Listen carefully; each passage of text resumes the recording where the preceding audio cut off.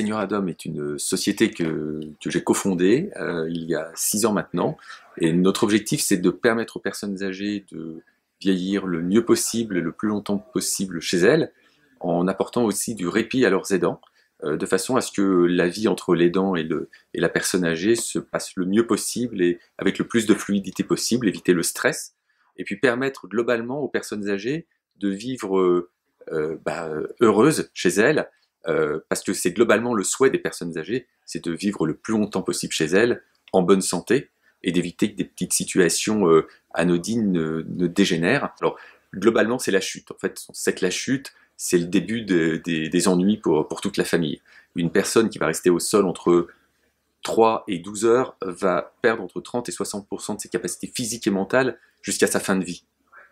C'est donc, on dit souvent que la chute, c'est le début en effet des ennuis. Et donc, à partir de là, ce qu'on a fait, c'est de permettre, sans que les personnes aient apporté quoi que ce soit, ni pendentif, ni bracelet, de pouvoir détecter automatiquement ces petites situations. Quand on a un bracelet ou un pendentif, il faut appuyer sur le bouton, il faut porter le pendentif, il faut porter le bracelet. On sait que plus de la moitié des gens équipés ne le portent jamais. Puis quand on a un malaise, on ne peut pas appuyer dessus. Et donc, ce qu'on a fait, c'est développer une solution Senior Adam qui, à partir de détecteurs de mouvement, ouverture de porte, détecteurs de présence au lit, va pouvoir détecter automatiquement des situations anormales, qui peuvent être des conséquences de chute, de malaise ou de début de fragilité. Et donc, on permet ainsi à des personnes âgées de vivre beaucoup plus sereinement, et puis à des aidants aussi de recevoir des alertes s'il y a vraiment une situation anormale.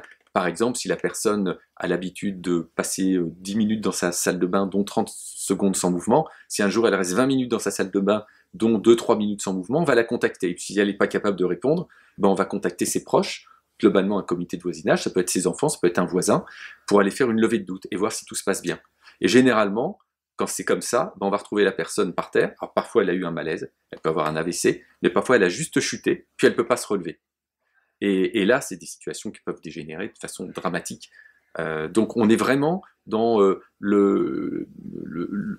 on a essayé de développer vraiment des outils simples, très économiques, et qui soient accessibles à tous, et qui permettent ainsi vraiment de faciliter la vie des personnes âgées.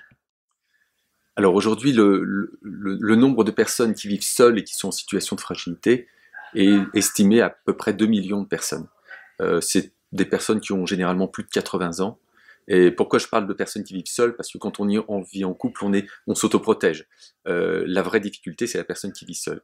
Et dans ces personnes-là, on commence à avoir des gens qui sont de plus en plus pauvres aujourd'hui. On voit les pensions, les retraites baissent, mais également on a de plus en plus de personnes qui ont divorcé à une certaine période et qui se retrouvent sans retraite complémentaire.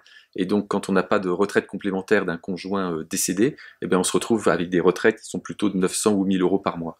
Et donc, l'enjeu, il est colossal, parce que il y a une étude de la mutualité française qui est sortie il y a quelques mois, qui montre que le reste à charge moyen pour une famille est de 2 000 euros. Il va de 1 700 à 3 000 euros en fonction du département dans lequel on habite.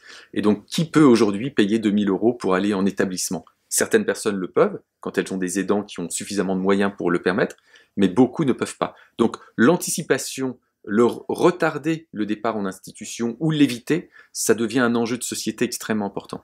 Et donc là, on considère que ça concerne à peu près 2 millions de personnes, et puis ça va en concerner de plus en plus dans les prochaines années, puisque la population vieillit, et puis les aidants vieillissent aussi. Et comme les aidants vieillissent, on commence à avoir des aidants de 70 ans, qui ont leurs propres problèmes, et qui ont leurs propres problèmes de santé. Donc et qui ont des problèmes aussi de bien vieillir chez eux.